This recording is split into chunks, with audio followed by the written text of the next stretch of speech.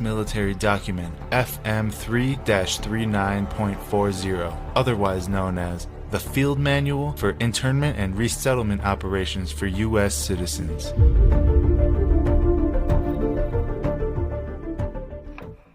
The official U.S. military documents we are about to see were highly classified until 2013 when they were leaked to the public. In fact, if you look at the bottom of the cover page, you'll see just how secret this document was intended to be.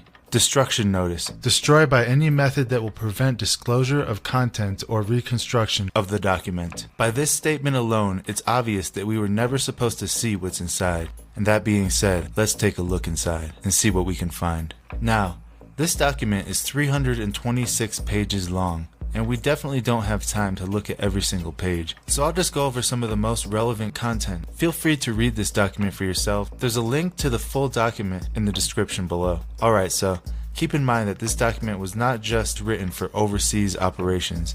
It clearly outlines internment operations on U.S. soil and with U.S. citizens. On page 38, quote, support to civil support operations. Civil support is the DoD support to U.S. civil authorities for domestic emergencies and for designated law enforcement and other activities. Civil support includes operations that address the consequences of natural or man-made disasters, accidents, terrorist attacks, and incidents in the U.S. and its territories. The internment relocation tasks performed in support of civil support operations are similar to those during combat operations, but the techniques and procedures are modified based on the special OE associated with operating within U.S. territory and according to the categories of individuals, primarily DCs. In this document, DC stands for Dislocated Civilian. To be housed in internment relocation facilities. During long-term internment relocation operations, state and federal agencies will operate within and around internment relocation facilities within the scope of their capabilities and identified role. Military police commanders must closely coordinate and synchronize their efforts with them, especially in cases where civil authority and capabilities have broken down or been destroyed.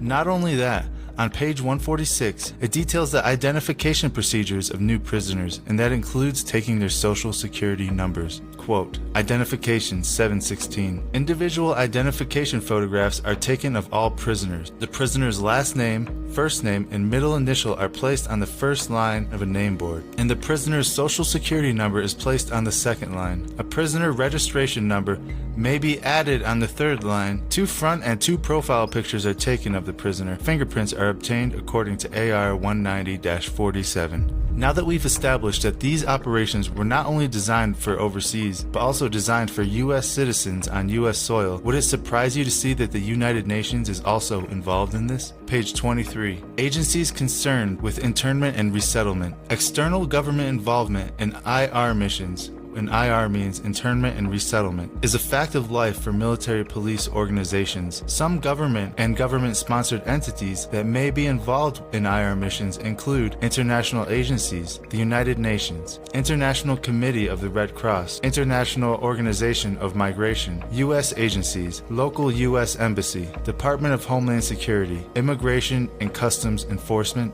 and the Federal Emergency Management Agency, otherwise known as FEMA. It goes into more detail about the United Nations in Chapter 1-47. The UN is involved in the entire spectrum of humanitarian assistance operations, from suffering prevention to relief operations. Typically, UN relief agencies establish independent networks to execute their humanitarian relief operations. The UN system delegates as much as possible to the agency's elements located in the field. Supervisory and support networks are traced from those field officers back to UN headquarters. Military planners must familiarize themselves with UN objectives so that these UN objectives are considered in planning and executing military operations. So basically, the UN is there every step of the way, and these camps must be formulated around UN policies, according to this document. Now, let's go to page 56, where it goes into detail about psychological operations, or PSYOPs. The supporting IR PSYOP team has 2 missions that reduce the need to divert military police assets to maintain security in the IR facility. So basically, psychological operations are deployed in order to manipulate their detainees and make them more passive, and it goes into more detail. Quote, the PSYOP team develops PSYOP products that are designed to pacify and acclimate detainees or DCs to accept U.S. IR facility authority and regulations. PSYOP teams gain the cooperation of detainees or DCs to reduce the number of guards needed, identifies malcontents, trained agitators, and political leaders within the facility who may try to organize resistance or create disturbances, develops and executes indoctrination programs to reduce or remove antagonistic attitudes. Did you catch that? Develops and executes indoctrination programs to reduce or remove antagonistic attitudes, otherwise known as brainwashing. Now, let's move on to page 84, where it talks about medical support. And this is where it starts to get a little scary if you take into account the whole COVID-19 pandemic. Quote, medical personnel are required to identify, treat, and document existing medical conditions and injuries of detainees. Commanders must considering the following when establishing medical care at the internment facility. A credentialed healthcare professional examines detainees monthly and records their weight on a DA Form 2664-R. The detainee reporting system requires weight data from medical community. The general health of detainees, their nutrition and cleanliness are monitored during inspections. The detainees are examined for contagious diseases, especially tuberculosis, lice, louse-borne diseases, human immunodeficiency virus, which is HIV, and STDs. Now, COVID-19 would definitely fall into this category. It goes on to say, quote, all medical treatment facilities must provide immunizations for and isolation of detainees with communicable diseases. Again, COVID-19 falls into this category. So basically what they're saying here is these facilities can be turned into a military quarantine with forced immunizations. Let's continue reading. Detainees who require a high level of care are transferred to military or civilian medical installations where the required treatment is available. Military police escort detainees to medical treatment facilities and remain with them until medical examinations are complete. So if you're really sick, they might send you to a hospital. However, you will have military police escorting you there and back. Alright, let's continue on. On page 115, it describes the serial number given to each detainee. Quote, internment serial numbers. The ISN, or internment serial number, is the DoD mandated identification number used to account for and track detainees. Once an ISN is assigned, it is used on all documentation, including medical records. The ISN is generated by the Detainee Reporting System. The Detainee Reporting System is the only approved system for maintaining detainee accountability. It is the central data point system used for reporting to the national level and sharing detainee information with other authorized agencies. Here is a nice diagram showing what the ISN is comprised of.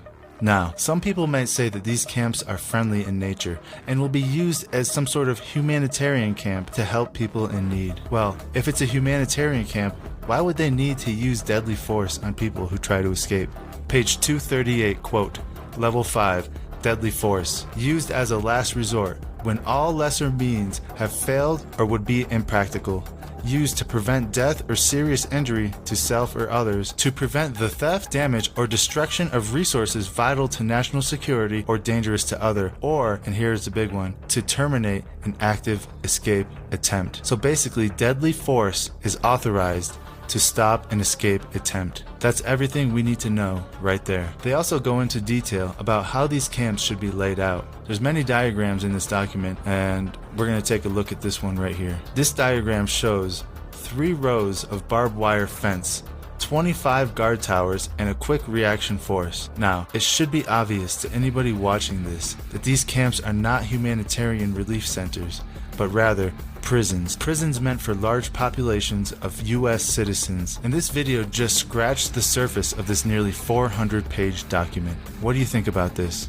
What are your thoughts on this document? Please leave a comment below and tell us what you think. And if you haven't done so already, don't forget to hit that like button. And until next time, thank you all for watching, and God bless you all.